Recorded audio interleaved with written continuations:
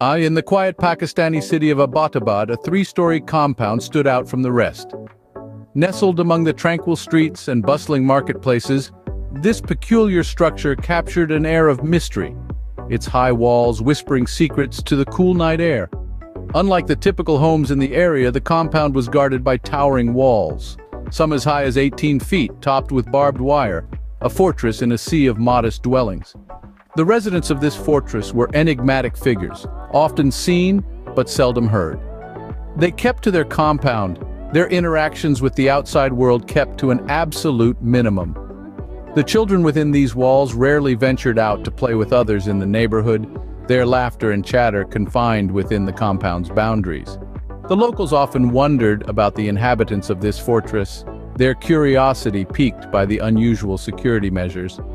The compound had no telephone or internet connection, a stark contrast to the digital age that was rapidly transforming the world beyond these walls.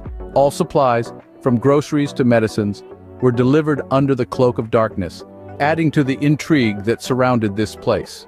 The compound was an anomaly, a puzzle that seemed to defy the normal rhythms of life in Abbottabad. A three-story house, shielded from the world by its high walls and the silent discretion of its inhabitants, a place that seemed to exist in its own time and space, untouched by the bustle and energy of the city that surrounded it. Yet, behind these walls, under the veil of secrecy and silence, the world's most elusive fugitive was hiding. The fortress was not just a home, it was a sanctuary for the man who had evaded capture for over a decade, a man whose very name sent shivers down the spine of the free world. Little did the neighbors know this compound was the hiding place of the world's most wanted man. For a decade, the Central Intelligence Agency had been on a global manhunt. The world's most elusive figure, Osama bin Laden, was like a ghost, constantly slipping through the fingers of intelligence agencies. The trail was often cold, full of dead ends and false leads. But the hunt never ceased. The CIA, along with other intelligence agencies, was relentless in their pursuit. The search was like trying to find a needle in a haystack that spanned across the globe. The task was daunting, and the stakes were incredibly high. It wasn't just about retribution. It was about preventing future attacks and ensuring global peace. The intelligence community was working around the clock, sifting through mountains of data, intercepting communications, and tracking down every possible lead. They were looking for patterns, anomalies, anything that could give them a clue about his whereabouts. Over time, they gathered pieces of the puzzle, a courier's name here, a suspicious phone call there. But the puzzle was far from complete. Then, a breakthrough came. They identified a trusted courier of bin Laden, a man known as al-Kuwaiti. The CIA tracked him across Pakistan, hoping he would lead them to their ultimate target. Their patience paid off when the courier drove to a large, fortified compound in Abbottabad, a city not known to be a hotbed of terrorist activity. This compound was different. It had high walls, few windows, and no internet or phone lines. It was designed to be invisible, hidden in plain sight. It was a place that screamed hideout. The CIA began to focus on this compound, conducting surveillance and gathering more intelligence. They noticed a tall man taking walks within the compound, a man they called the Pacer. Could this be bin Laden? The clues were tantalizing, but the certainty was elusive. The intelligence was compelling, but it was circumstantial. There was no direct evidence linking bin Laden to the compound, yet the clues were too significant to ignore. The hunt had led them here, to this mysterious compound in Abbottabad. Finally, the pieces of the puzzle started to fit together, pointing to the mysterious compound. The stage was set. The hunt was nearing its climax. In the Situation Room, President Obama was faced with a decision that would change the world. The air was heavy, laden with anticipation and a sense of gravity that was almost palpable. The world's most wanted man was potentially within their grasp, but the risks were high. Every option was meticulously examined, each potential outcome dissected with the precision of a surgeon.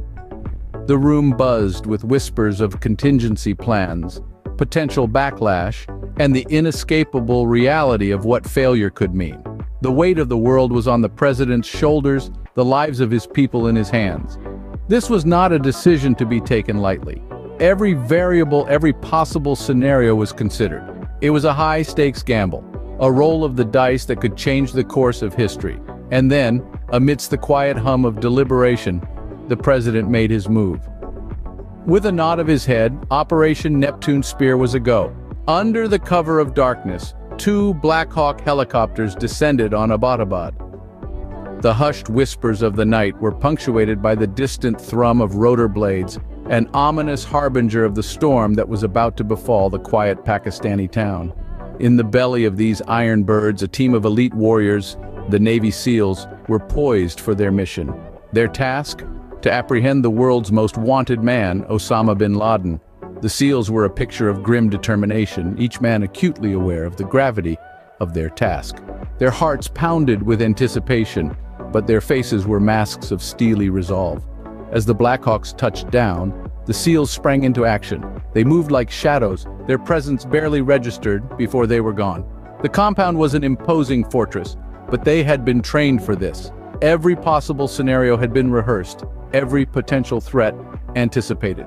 A breach team swiftly approached the compound's walls. With a well-practiced ease, they set the charges. The night was shattered by a deafening blast as the wall crumbled, opening a path into the heart of the compound. The SEALs moved in, their weapons scanning for threats in the swirling dust and debris. Inside, they encountered resistance. Gunfire erupted, the harsh staccato notes of an urban firefight echoing through the compound. But the SEALs were undeterred. They pressed on, returning fire with deadly precision. Room by room, they cleared the compound, their progress marked by the sporadic bursts of gunfire. Then they found him. Osama bin Laden, the architect of countless acts of terror, the man who had evaded capture for a decade. He was cornered, his reign of terror about to end. The SEALs held their breath, their fingers tense on the triggers. There was a moment of silence, a moment that seemed to stretch into eternity. Then the room was filled with the sharp report of gunshots. The firefight was over and bin Laden lay dead. The SEALs quickly swept the room, gathering intelligence and confirming the identity of their target. With the mission accomplished, they signaled for extraction. The Blackhawks returned, their powerful engines roaring to life as they hovered above the compound. One by one, the SEALs were hoisted up, their task complete. As they soared into the night sky, the compound receded into the distance, its lights flickering like the dying embers of bin Laden's reign. The SEALs were silent, their faces grim but satisfied. They had done their duty. They had brought justice.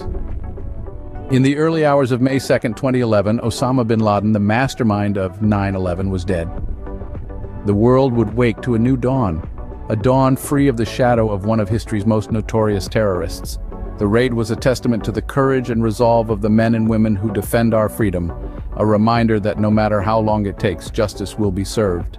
In the aftermath of the operation, the world woke up to a new reality. A reality where the man who had cast a long, ominous shadow over the globe was no longer a threat. The news of Osama bin Laden's death echoed around the world, reverberating through international news outlets, social media, and the hushed whispers of those who had lived in his terror. Bin Laden's identity was meticulously verified, a task as monumental as the operation itself. The US government left no stone unturned to ensure the man they had taken down was indeed the mastermind behind Al-Qaeda. DNA samples were compared with those of his relatives. Facial recognition techniques were employed. Even the height of the corpse was considered. All signs pointed to one incontrovertible conclusion: Osama bin Laden, the world's most wanted man, was no more. But the story didn't end there. The disposal of bin Laden's body was carried out with an equal measure of precision and respect. Following Islamic custom, his body was washed and shrouded, a testament to the professionalism and respect maintained by the operatives. His body was then consigned to the depths of the Arabian Sea, leaving no shrine for his misguided followers to rally around, no grave to become a monument to his cause. The death of bin Laden shook the foundations of Al-Qaeda. His demise symbolized the crumbling of a reign of terror that had held the world hostage for far too long. Yet it also served as a stark reminder that the war on terror was far from over. The fight against extremism continued, but with the knowledge that even those seemingly untouchable could be reached. The hunt was over, But the story of that night in Abbottabad will forever remain a testament to the relentless pursuit of justice. A reminder that no matter how long it takes, no matter how far they run, those who wreak havoc on the world will eventually face their reckoning.